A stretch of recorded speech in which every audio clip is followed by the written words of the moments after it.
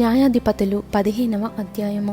కొన్ని దినములైన తరువాత గోధుమల కోతకాలమున సంసోను మేకపిల్ల ఒకటి తీసుకొని తన భార్యను చూడవచ్చి, అంతఃపురములోనున్న నా భార్య యొద్దకు నేను పోదుననుకొనగా ఆమె తండ్రి లోపలికి అతని వెళ్ళనీయక, నిశ్చయముగా నీవు ఆమెను ద్వేషించితివనుకొని నీ స్నేహితునికి ఆమెను ఇచ్చి తిని, ఆమె చెల్లెలు ఆమె కంటే చక్కనిది కాదా? ఆమెకు ప్రతిగా ఈమె నీకుండవచ్చును, చిత్తగించుమనెను.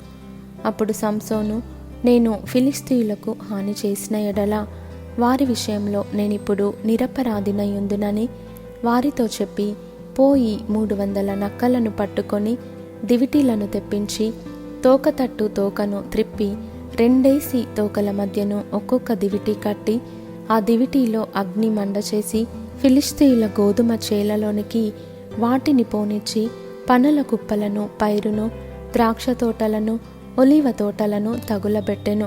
ఫిలిష్తీయులు ఇది ఎవడు చేసినదని చెప్పుకొనుచు తిమ్నాయుని అల్లుడైన సంసోను భార్యను ఆమె తండ్రి తీసుకొని అతని స్నేహితునికిచ్చెను గనుక అతడే చేసి ఉండెనని చెప్పిరి. కాబట్టి ఫిలిష్తీయులు ఆమెను ఆమె తండ్రిని అగ్నితో కాల్చిరి. అప్పుడు సంసోను, మీరు ఈలాగున చేసిన ఎడల నేను మీ మీద పగ తీర్చుకొనిన తరువాతనే చాలించేదనని చెప్పి తొడలతో తుంట్లను విరుగగొట్టి వారిని బహుగా హతము చేసెను. అటు పిమ్మట వెళ్ళి ఏతాము బండసందులో నివసించెను.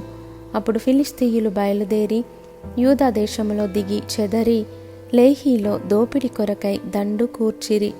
యూదావారు, మీరేళ్ళ మా మీదికి వచ్చితిరని అడుగగా, ఫిలిష్తీయులు సంసోను మాకు చేసినట్లు మేము అతనికి చేయవలెనని అతని కట్టుటకే వచ్చితిమనిరి. అందుకు యూదా జనులలో 3000 మంది ఏతాములోని బండ యొద్దకు పోయి సంసోనును చూచి, ఫిలిష్తీయులు మనకు ఏలికలని నీకు తెలియదా? నీవు మాకేమి చేసితివని చెప్పగా అతడు, వారు నాకెట్లు చేసిరో అట్లే నేను వారికి చేసితిననెను. అందుకు వారు, మేము ఫిలిష్తీయుల చేతికి అప్పగించుటకు నిన్ను కట్టవచ్చితిమని అతనితో అనగా, సంసోను, మీరు నా మీద పడకుండునట్లు నాతో ప్రమాణము చేయుడనెను.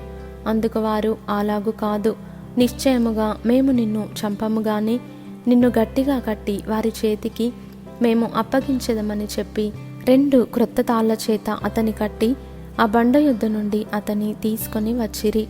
అతడు లేహీకి వచ్చి వరకు ఫిలిష్తీయులు అతనిని ఎదుర్కొని కేకలు వేయగా, యెహోవా ఆత్మ అతని మీదికి బలముగా వచ్చినందున అతని చేతులకు కట్టబడిన తాళ్ళు అగ్ని చేత కాల్చబడిన జనుపనార వలె నాయెను.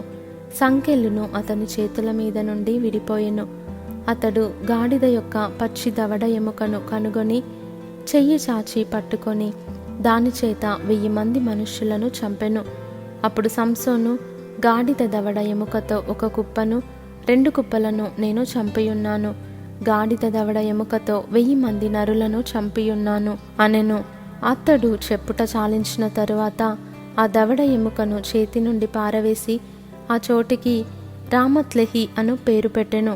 అప్పుడతడు మిక్కిలి దప్పిగొనినందున యెహోవాకు మొరపెట్టి, నీవు నీ సేవకుని చేతి వలన ఈ గొప్ప రక్షణను దయచేసిన తరువాత నేనిప్పుడు దప్పిచేతను చచ్చి సున్నతి పొందని వారి చేతిలోనికి పడవలెనా అని వేడుకొనగా, దేవుడు లేహీలోనున్న ఒక గోతిని చీల్చెను.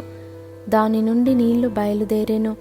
అతడు త్రాగిన తరువాత ప్రాణము తెప్పరిల్లి బ్రతికెను. కాబట్టి దాని పేరు నేటి వరకు ఎన్హక్కోరే అనబడెను. అది లేహీలోనున్నది. అతడు ఫిలిష్తీయుల దినములలో 20 ఏండ్లు ఇశ్రాయేలీలకు న్యాయాధిపతి అయి యుండెను.